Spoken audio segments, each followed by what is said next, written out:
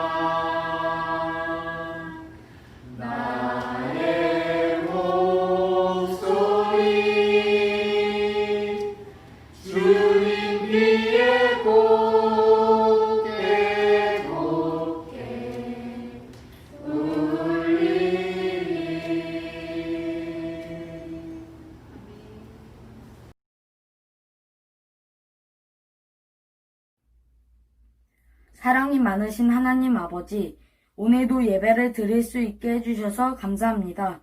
코로나 때문에 모두 힘들지만 우리 유초등부 학생들과 선생님들 모두 건강 잘 지키도록 도와주세요. 그리고 비록 모여서 예배를 드리진 못하지만 각자의 자리에서 마음 다해 예배 드릴 수 있게 해주세요. 코로나가 빨리 지나갈 수 있게 해주셔서 하루빨리 교회에서 예배 드릴 수 있도록 도와주세요. 일주일 동안 우리가 지은 모든 죄를 용서해 주세요. 예수님 이름으로 기도드렸습니다. 아멘.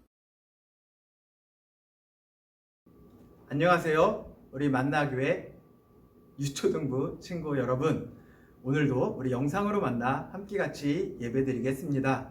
오늘 본문은 로마서 15장 16절부터 19절입니다. 제가 성경 찾을 시간 드릴게요.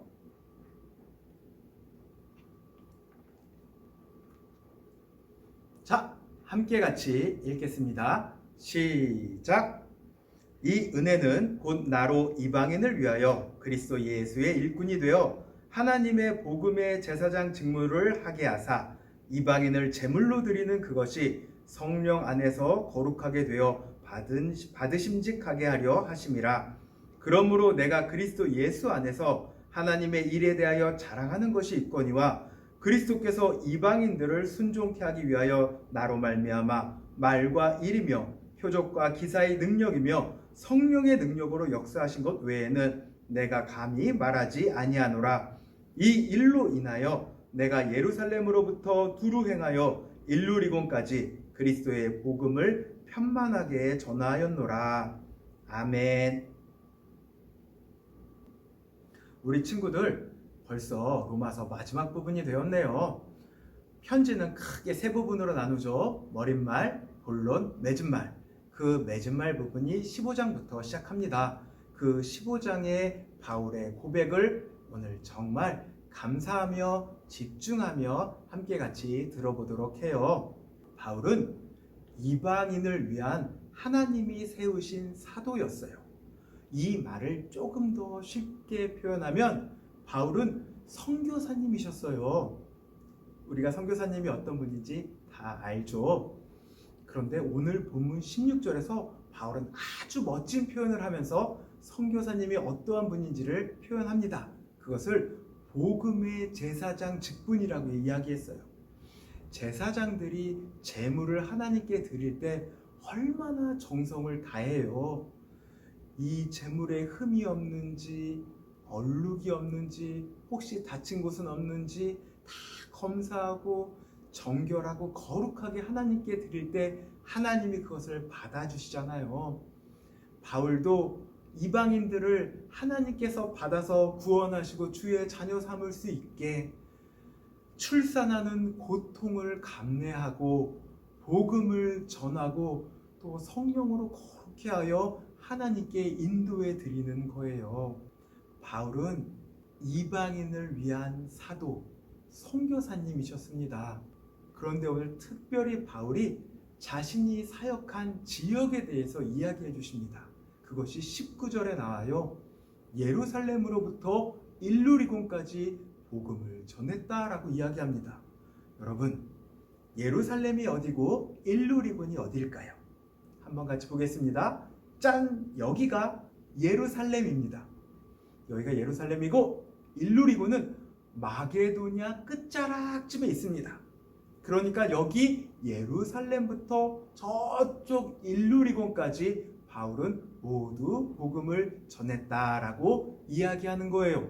그리고 일루리곤을 넘어서면 그곳에 로마가 있습니다. 그리고 로마인들에게 편지를 쓰는 거죠. 그 편지를 쓰는 이유가 나오고 있습니다. 바울에게는 선교의 원칙이 있었어요. 그 원칙이 뭐냐면 이미 교회가 있는 곳에는 복음을 전하지 않는 거예요. 주님을 예배하는 곳에 복음을 전하는 것이 아니라 그 힘과 시간을 아껴서 하나님을 모르는 곳에 복음을 전하는 거예요. 그러니까 보세요. 예루살렘으로부터 일루리곤을 넘어 로마에까지 이미 교회가 있어요. 그러면 바울은 어디를 가고 싶어 할까요? 그래요. 저 땅 끝인 서바나로 가고 싶어 하는 거예요. 그래서 서바나를 가려고 하는데 가는 길에 로마를 들려서 그리고 서바나를 가겠다라고 합니다. 그러면서 이야기를 하죠. 로마 교인들아, 나를 좀 도와줘라. 내가 로마로 서바나로 가고 싶지만 먼저 로마에 들리려고 해.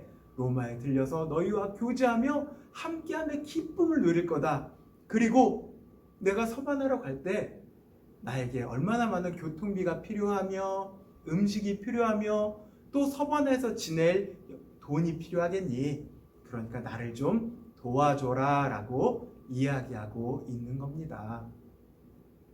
바울은 예루살렘, 일루리건, 로마, 서바나까지 모든 지역에 복음을 전하고 싶어 했어요. 선교사님이세요. 로마서 시작에 이렇게 이야기합니다. 헬라인이나 유대인이나 내가 다 빚진 자로다 이렇게 표현합니다. 그 이야기는 모든 사람들에게 내가 복음을 전할 사명이 있다라는 이야기예요.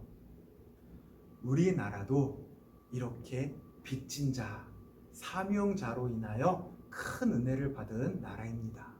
아까 이야기한 지역들이 대부분 이렇게 유럽에 있죠.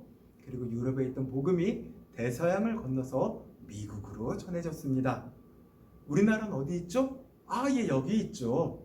그리고 미국에서 태평양을 건너 우리나라까지 복음이 전해집니다. 그런데 그냥 전해지나요? 그 복음을 들고 온 귀한 선교사님들이 계시죠. 우리나라는 1880년대, 1890년대에 선교사님들이 도착하셨어요. 그런데 그때부터 지금까지 계속해서 계신 선교사님은 대표적으로 두 가문이 있습니다. 4대와 5대에 걸쳐서 우리나라를 섬기고 사랑하며 함께 살고 계신 선교사님 가문 두 가문이 대표적으로 있는데요. 그 중에 한 가문을 오늘 여러분에게 소개해 드리려고 합니다.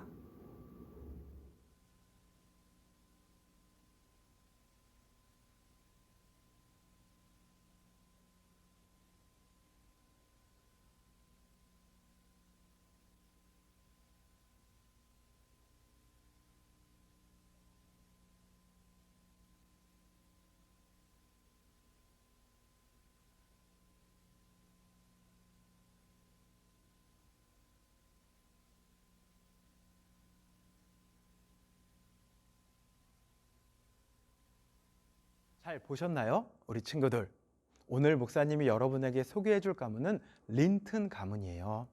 유진벨 선교사님으로부터 윌리엄 린튼, 휴 린튼, 존 린튼까지 4대에 걸쳐서 우리나라에 너무나 큰 사랑을 베풀어 주신 분들이에요. 먼저 유진벨 선교사님은 1895년에 이 땅에 오셨습니다. 1895년에 전라도에 도착하셨어요. 여러분, 전라도가 전주의 전, 나주의 나 합쳐서 전라도인 거 혹시 알아요? 그만큼 나주는 우리 전라도의 중심 도시였어요. 그래서 유진벨 선교사님은 나주에 제일 먼저 개척하려고 하셨습니다. 그런데 중심 도시인 만큼 그곳에 유학을 한 유생들이 많았고요. 그분들이 기독교가 들어오는 것들을 용납하고 수용할 수가 없어서 극렬하게 반대해서 결국 유진벨 선교사님은 나주에서 개척을 못하시고 목포로 가셨습니다. 목포에서 정명학교, 영흥학교 두 학교를 개척하셨어요. 그리고 얼마 후에 정말 안타깝게 아내께서 교통사고로 목숨을 잃는 일이 있었습니다. 그리고 두 딸이 남겨졌는데 당시에 우리나라는 태어난 아이들의 사망률이 너무 높았어요.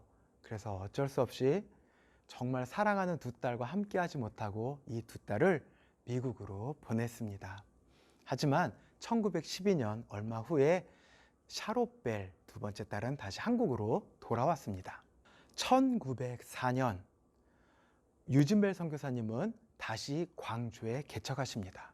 그리고 그해 12월 25일 성탄절에 자기와 함께한 선교사님 가정 그리고 통역해 주시는 분 집에서 일하시는 요리사, 지역 주민과 함께 40명 정도가 첫 예배를 드립니다.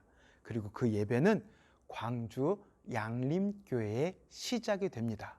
그 교회는 광주 지역의 최초의 교회가 되는 거예요. 1925년에 교회 사역과 교육 사업에 열심으로 헌신하시던 유진멜 선교사님은 하나님의 부름을 받고 그만 숨을 거두십니다. 2대째는요, 딸인 샤롯벨과 결혼하신 윌리엄 린튼 선교사님입니다. 당시 최연소 21살의 나이로 린튼 선교사님은 한국에 오셨습니다. 윌리엄 린튼 선교사님은 교육 사업을 하셨어요. 전주와 이리와 군산에서 교장 선생님 역할을 하시며 인재 양성에 힘을 쏟으셨습니다. 그런데 당시 일제가 학교마다 신사참배를 명하는 것이에요. 린튼 선교사님은 받아들일 수 없다라고 거부하였고 결국 일제는 린튼 선교사님의 교장직을 해임하고 학교를 폐쇄해버렸습니다. 그리고 모두 추방시켜 버렸죠. 해방이 되고 린튼 선교사님과 샤롯벨 선교사님은 한국으로 돌아오셨죠. 한국에 돌아오시자마자 또 전쟁이 터졌고 많은 선교사님들이 피신하는 가운데 이 두 분은 부산에 가서 피난민 구호 사역을 담당하셨습니다. 전쟁을 마치고요. 윌리엄 린튼 선교사님은 이 나라의 대학이 너무 필요하다고 생각하시고 대전대학교를 설립하시고 그 대전대학교는 지금의 한남대학교가 됩니다. 3대째는 휴 린튼 선교사님입니다. 휴 린튼 선교사님은 순천에 거점을 잡으셨는데 별명이 순천의 검정고무신이에요. 순천의 산간 벽지를 돌면서 많은 교회들을 세우셨습니다. 그리고 부인인 로이스 선교사님께서는 결핵퇴치에 많은 공을 세우셨어요. 당시에는 먹을 것도 없었고 변변한 약도 없어서 결핵으로 많은 사람들이 목숨을 잃었거든요. 그래서 로이스 선교사님은 결핵 진료소와 결핵 요양원을 세우고 결핵 퇴치에 큰 공을 세우셨죠. 그리고 나중에 1990년이 넘어 북한의 결핵 퇴치에도 큰 도움을 주십니다. 정말 안타깝게도 1984년에 휴 린튼 선교사님은 교통사고로 생명을 잃으셨습니다. 4대는 존 린튼 선교사님이세요. 존 린튼 선교사님은 지금도 연세대학 세브란스 병원에 외국인 진료소 소장으로 섬겨주고 계십니다. 특별히 이분을 우리나라 의료계에서 매우 인정하는 부분은 뭐냐 하면요. 최초로 우리나라에 한국형 앰뷸런스를 보급해 주신 분이에요. 1984년 아버지가 병원으로 후송되는 중에 택시 안에서 목숨을 잃었거든요. 그리고 나서 이 땅에 정말 앰뷸런스가 필요하구나라는 필요를 절실히 깨달은 후에 자기의 돈을 들이고 15명의 기술자를 모아 한국에서 최초로 앰뷸런스를 만들어 전라도에 기증을 합니다. 거기서 멈추는 것이 아니라 당시만 하더라도 병원에 도착하기 전에 사전 조치에 대한 개념이 거의 없던 시기라 외국에서 가르쳐 줄 수 있는 사람들을 불러 응급조치와 심폐소생술과 같은 많은 방법들, 기술들을 가르쳐 줍니다. 한국의 119 응급체계에 기반을 닦아주신 분이죠. 전반적으로 한국 의료상을 한 단계 업그레이드 시켜주신 분입니다. 여러분, 한국의 역사와 함께한 분들인 만큼 할아버지 윌리엄 린튼 선교사님은 3.1운동에 동참하시고 그 3.1운동을 해외에 알려주셨고요.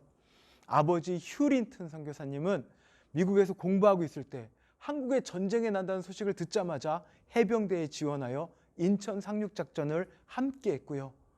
마지막 손자인 존 린튼은 광주 사태 때 외신 기자들 사이에서 통역하는 역할을 해주었습니다. 우리나라를 섬기고 사랑한 분들, 우리가 이분들에게 크게 빚졌다라고 이야기할 수 있겠지만 그런데 이분들은 오히려 나는 한국의 빚진 자입니다. 마치 바울이 헬라인과 야만인에게 나는 빚진 자입니다 말한 것처럼 이분들은 한국의 사명을 가지고 나는 한국의 빚진 자입니다, 이렇게 말할지 모르겠어요. 우리 만나 키즈 친구 여러분, 목사님 따라서 한 번만 같이 외쳐주면 좋겠습니다. 목사님 먼저 이야기할게요. 나는 빚진 자입니다. 시작. 나는 빚진 자입니다. 잘했어요. 그렇게 하는 거예요. 우리는 모두 빚진 자예요. 사도 바울이 복음을 전하고 그 복음을 받은 사람이 또 복음을 전해주고 그 복음을 받은 사람이 또 복음을 전해주고 지역과 지역을 넘어서 시간과 시간을 넘어서 우리한테까지 복음이 왔어요. 우리가 복음을 받았죠? 어이쿠 감사합니다. 복음을 받았어요. 그러면 이 복음을 받고 나서 아이고 내 겁니다, 이렇게 있을 거예요? 아니죠. 우리도 받은 만큼 감사한 만큼 또 우리가 빚진 자에게 이 복음을 전해줘야겠죠. 우리는 이렇게 복음을 전해야 되는 사명을 가지고 있는 친구들이에요.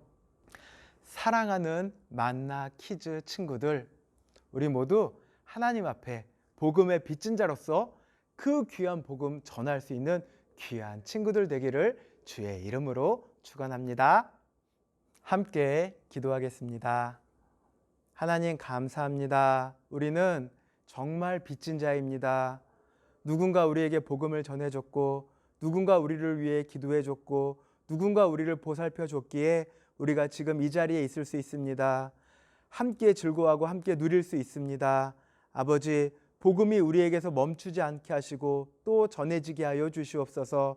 우리가 그 사명을 받은 자로서 내 친구들, 내 가족들에게 복음을 전하는 그러한 귀한 사명자 되게 하여 주시옵소서. 하나님, 우리의 힘으로 복음을 전하기가 너무 어렵사오니 하나님 우리에게 큰 능력으로 함께하여 주시옵소서. 오직 주님의 능력이 우리 안에 있기를 소망합니다. 감사드리며 이 모든 말씀 예수님 이름으로 기도드렸습니다. 아멘.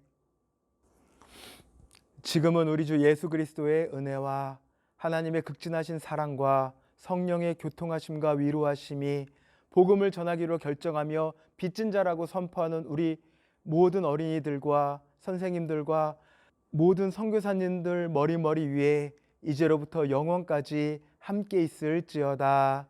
아멘. 여러분, 광고하겠습니다. 목사님이 그동안 퀴즈도 낸 적이 있고 그리고 삼행시를 지으라고 한 적도 있고 기도하라고 한 적도 있잖아요. 그런데 오늘 내는 광고는 여러분들이 조금 좋아할 것 같아요. 여러분 혹시 집사부일체라는 예능 프로그램 아나요? 그 집사부일체 74회, 75회를 보면 오늘 목사님이 이야기한 인요한 선교사님 가정에 대한 이야기가 아주 잘 나왔어요. 그래서 제가 숙제를 하나 낼게요. 집사부일체 74회, 75회 여러분 꼭 한번 보기 바랍니다. 그런데 어떻게 보나요? 조금 어려운 부분인데 홈페이지에 가서 로그인을 하시고 유료 결제를 하셔야 볼 수 있을 것 같아요. 그런데 너무너무 귀하고 좋은 내용이니까 용돈을 아끼고 꼭 그 프로그램 보길 바랍니다. 우리 친구들 분명히 보면 큰 감동과 감사함이 있을 거예요. 우리 친구들 잘 지내고 다음 주에 또 다시 만나요. 안녕.